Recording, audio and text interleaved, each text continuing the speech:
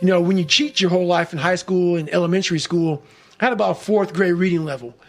So I talk about that a lot in the book, and I had to learn so much school in 6 months. And that's when I really developed my work ethic. People think it's from running and everything. No, it's not from SEALs, it's not from running. It was from the countless hours teaching myself how to fucking read and write. I had a tutor for 1 hour.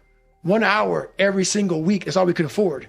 So for 6 months, I saw a tutor 1 hour a week. All the rest was on me. That was a very emotional moment for me. And I'm actually there right now in my head talking to you. I remember that moment like it was yesterday. I was a fat guy trying to be a Navy SEAL now, and my life had come to this crossroads where I'm like, man, you have to go right. And no one was going right. Everybody was going left. I'm like, you have to go right.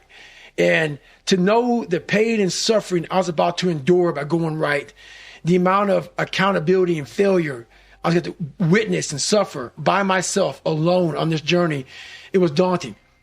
So when I finally got to the ASVAB test, and I was taking it for my very last time to get into the SEAL teams or to even try out, they weren't supposed to tell me my score. And I went back out to my car after I took it. I was on some computer test, and I didn't know how to use computer. I was wigging out about that shit because the first time I took it was like some like notebook. You open a Scantron sheet and you bubble it in with a number 2 pencil and shit. You turn it in. I saw a computer and I was like, oh fuck, what the shit? Oh my God. I'm like, it's on a computer. So I wigged out there and I had to get a 50 on mechanical comprehension. And this was like the 3rd time you'd taken the test, right? This is my 2nd time. So I took it 3 times for the Air Force and twice for the Navy. So this is my 2nd time for the Navy.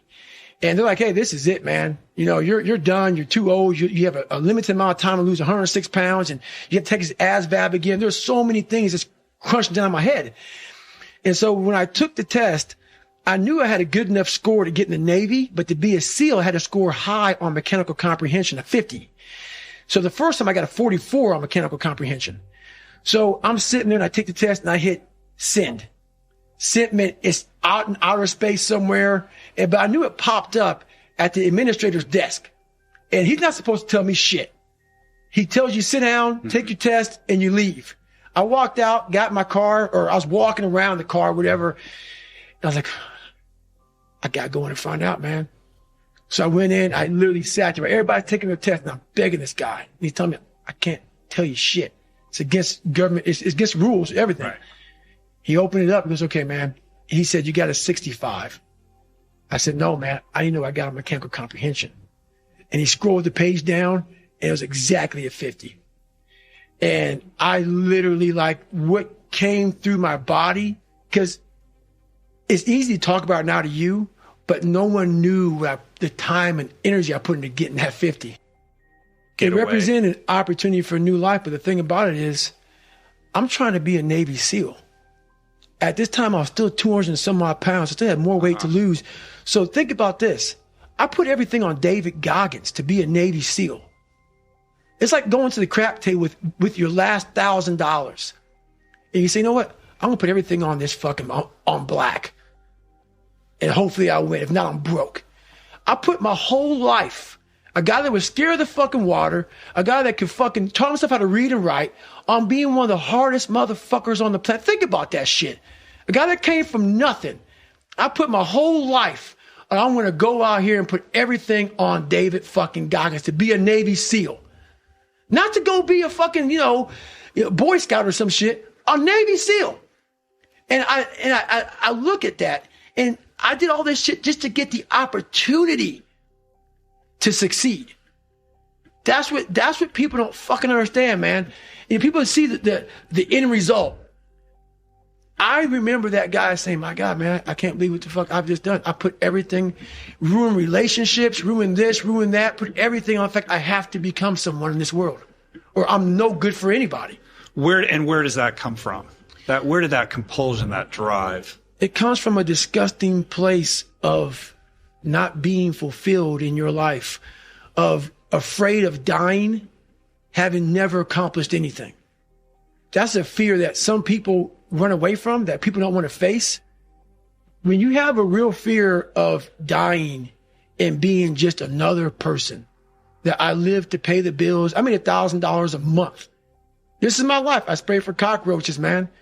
If that makes you feel good, that's great. It didn't make me feel good. I wanted to, the first time in my life, after 26 years, it was 24, 25, whatever it was, I wanted to feel good about myself. One of the things psychologists have done for the last 20 years, especially the social psychologists, is push this idea of self-esteem. You should feel good about yourself. And I think, why would you tell someone 20 that? It's like, you should feel good about who you are. It's like, no, you shouldn't. Why should you feel good about who you are? It's like, you should feel good about who you could be. That's way better, because you got 60 years to turn into who you could be. But wait a minute. Are you what your accomplishments are, or are you this individual going through this journey? And I'm not saying that people shouldn't have confidence, but like often you take young people, say they're 16 to 22, and they're not really feeling that good about who they are. Right. Because their life is chaotic and in disorder, and they don't know where they're going, and they don't know which way is up. Also, there could be bad parenting, oh, God, yes, bullying. Yeah. Oh, yes. There could be a lot of abuse going on. And I think that's one of the reasons why that resonates with people, this idea of be happy about who you are. Right. Feel good about who you are. Right. But the thing is, it has to be stated with precision. It's like, yes. It's like, you should treat yourself as if you're valuable, especially in potential. But you should concentrate on who you should become, especially if you're young. And so let's say you're miserable and nihilistic and chaotic and depressed and all of that now, and you have your reasons, terrible parenting, abuse, all of those things. It's like, well, you should feel good about yourself. It's like, no, it's not the right message. Is that it's more like you should understand how much potential there is within you to set that straight. And then you should do everything you can to manifest that in the world, and it will set it straight. And that's better than self-esteem. It's like, you're in a crooked, horrible position. Okay, fine. There's a lot of suffering and pain associated with that. Yeah. You can't just feel good about that because it's not good. But you can do something about it. You can genuinely do something about it. And I think all the evidence suggests that that's the case. Yes. So I'm telling young people, look, no matter how bad your situation is, I'm not going to pretend it's okay. It's not okay.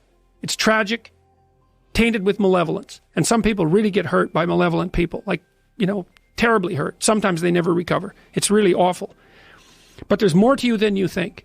And if you stand up and face it with a positive, with a noble vision, with discipline and intent, you can go far farther to overcoming it than you can imagine. And that's the principle upon which you should predicate your behavior. And I think that one of the things that's really nice about being a clinical psychologist is that this isn't just guesswork. Like, one of the things, we know two things in clinical psychology. One is truthful conversations redeem people. Because if you come to a clinical psychologist whose worth is salt, you have a truthful conversation. The conversation is, well, here's what's wrong with my life, and here's what caused it. Maybe it takes a year to have that conversation, and both of the participants are doing everything they can to lay it out properly. Here's how it might be fixed. Here's what a beneficial future might look like. And so it's a completely honest conversation if it's working well. And all that's happening in the conversation is that the two people involved are trying to make things better. That's the goal. Let's see if we can have a conversation that will make things better. Okay, so we know that works. It does make things better. And then another thing we know is that, well, let's say there's a bunch of things that you're afraid of that are in your way. So you have some vision about who you want to be. Maybe you have to, you want to be successful in your career, so you have to learn to talk in front of a group. It's like, okay, well, you're afraid of that. It's like, no wonder you don't want to be humiliated. So, okay, so what do we do about that? Well, maybe we first get you to speak in front of one person, and then 3 people, for 5 minutes, and then for 10 minutes. Like, graduated exposure to what you're afraid of. Voluntary graduated exposure to what you're afraid of is curative. And that's true. It works. The documentation is in. It's how people learn. So to tell people that if you confront the world forthrightly, if you speak the truth, and you expose yourself courageously to those things that you're afraid of, that your life will improve, and so will the life of people around you. Like, as far as I'm concerned, that's as close to undeniable fact as we've got. And it also dovetails nicely with the underlying archetypal stories, the heroic stories. It's like, go out there, find the dragon, confront it. It's a dragon. It might eat you. It's dangerous. But it's worse to cower at home and wait for it to come and devour you. Go out there, confront it, get the gold, share it with the community. It's like, yeah, it's the oldest story of mankind.